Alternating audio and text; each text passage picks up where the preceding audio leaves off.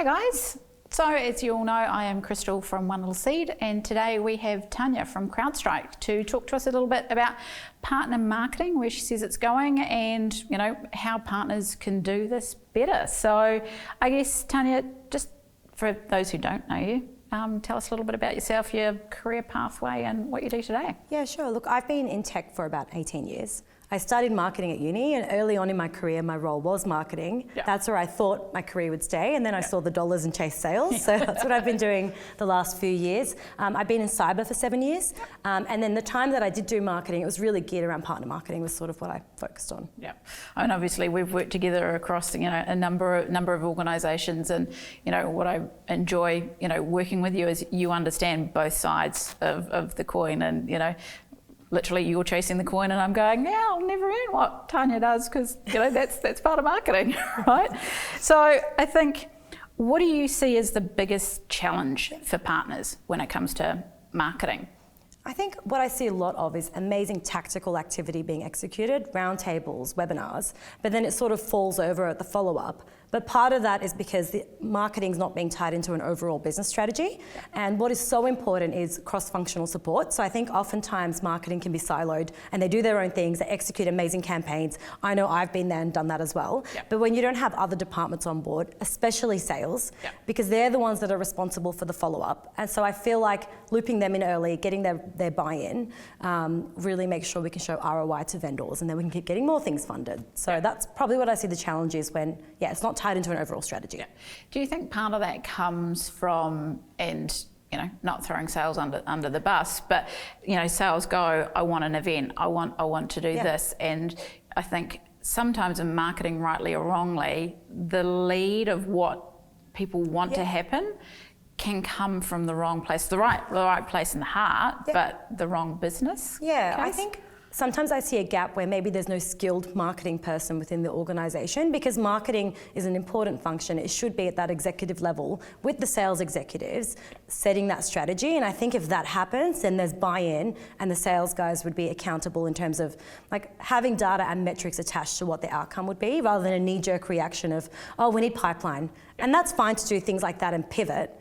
But I think if you don't have someone that's a senior executive person within a marketing role in those discussions, then you're just going to do a knee-jerk reaction and be reactive to what salespeople are wanting. Yeah, and I think the biggest challenge is, also educating people that, and people who've heard me speak often, if there is a silver tap for leads, I wouldn't be sitting here, we wouldn't be having this conversation, I'd be in the Bahamas drinking a pina colada. So I think it's also that, that gut reaction of my pipeline is empty. A sales manager is going, how are we going to hit our numbers? And they go, we'll put on an event, And I think when we talk about marketing, especially in our space, we talk about having to build trust. We talk about 17 touch points, and we go, just putting on a nice lunch isn't going to give you what you need. Right? Exactly, and I think attaching data and metrics, so then you can actually look at the customer's buying journey as well. So it's not, so which customers are going to be more likely to convert. I'm seeing more and more marketing geared around vertical specific activity, but I think more personalization around the customer's buying journey as well. And that again, a tactical activity is not going to give you that kind of outcome. Yeah. And are you seeing that people are understanding more that there is now those buying groups, the statistics tell us that on average there can be 5 to 9 people in a buying group.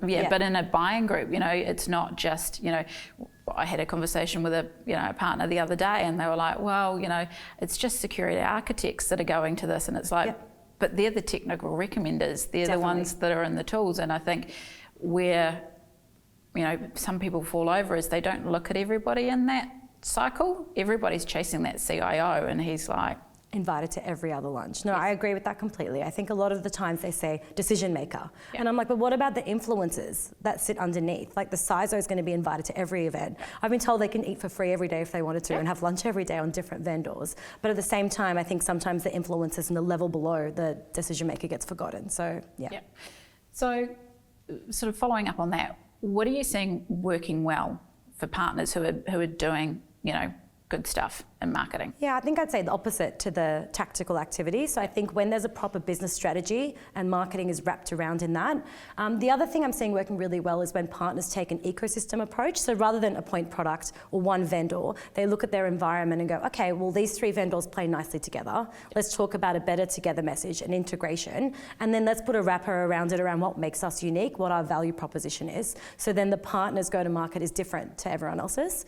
That's probably what I'm seeing more and more of, and partners are being successful when they take that approach. Yeah, and I think it's also a really nice point is that people kind of get not confused but overwhelmed by MDF in the process, and I don't think what a lot of partners realise is that you look at that ecosystem model, let's be honest, instead of 1 bucket, it's 3 buckets, right? And you can do more. Dip into different buckets. Yeah, we know that. We figured that one out. Yeah, we talk about MDF being a dark art, but totally. It is that process of you can do more by building, a strategic alliance. And if we look at CrowdStrike, there's any number of eco partners in their ecosystem there that work well. Just recently it was announced with Cloudflare. So I'm going to be honest, I've got a partner that we're actually working on together to do an activity which is Cloudflare and CrowdStrike covered. And as we do, we're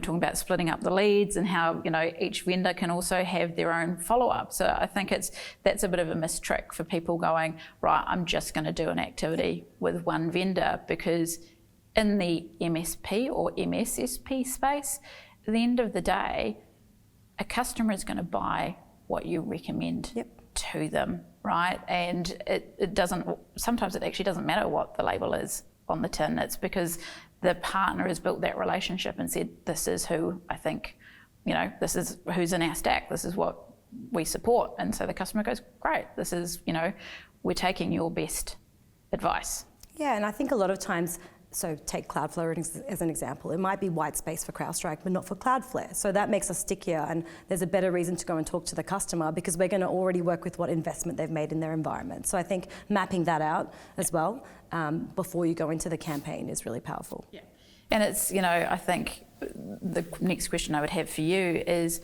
what makes your life easier? When somebody like myself comes and says, can we have some funding? What makes it easier for you to champion that through your organisation? Yeah, first thing that comes to mind would be data and metrics, because more and more vendors are cracking down on showing return on investment when they give funding. So I think better visibility of how campaigns are tracking and what's repeatable, what campaigns have worked in the past that we can repeat again. So data, metrics.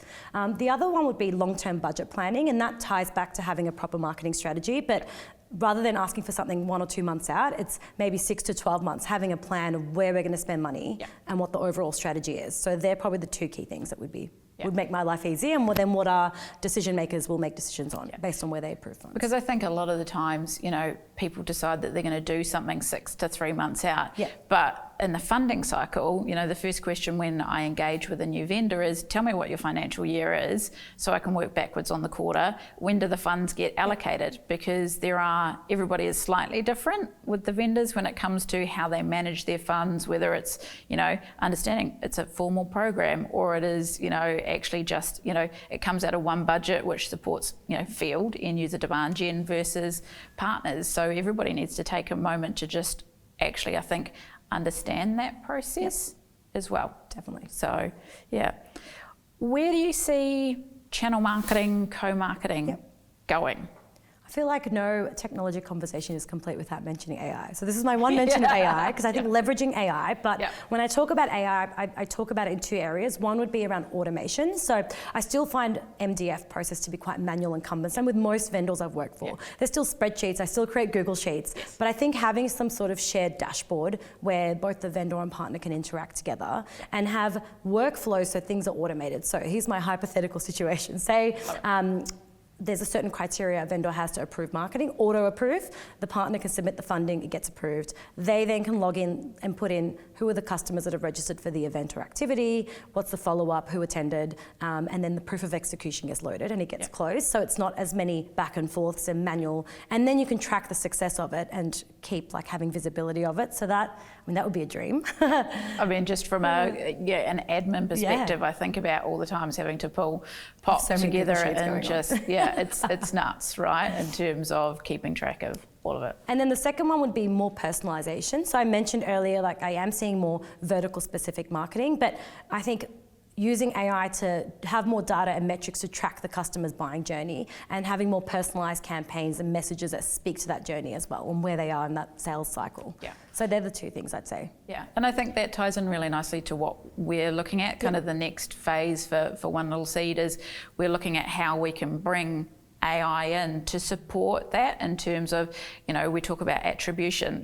When we go back to our days at Sophos, it was very easy that we could see, right, and I'm making numbers up here, but 1,500, leads at the top of the funnel in the quarter that would, 25% would become revenue, and people filled out forms on websites.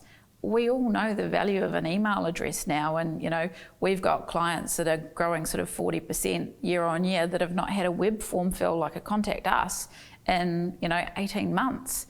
How do you measure whether marketing is successful? It's that totality view that I think AI just needs to be able to pull all those disparate figures together, because it's getting harder and harder. And I think where vendors need to adapt is looking at how the partner's business is growing in totality, because you can't measure and go, if we talk about you go to an event and you get 120 contacts, right? Because everybody goes, you need like touch trackers, contact forms, like bane of my existence, right? Because it's just like, sure, 120 people.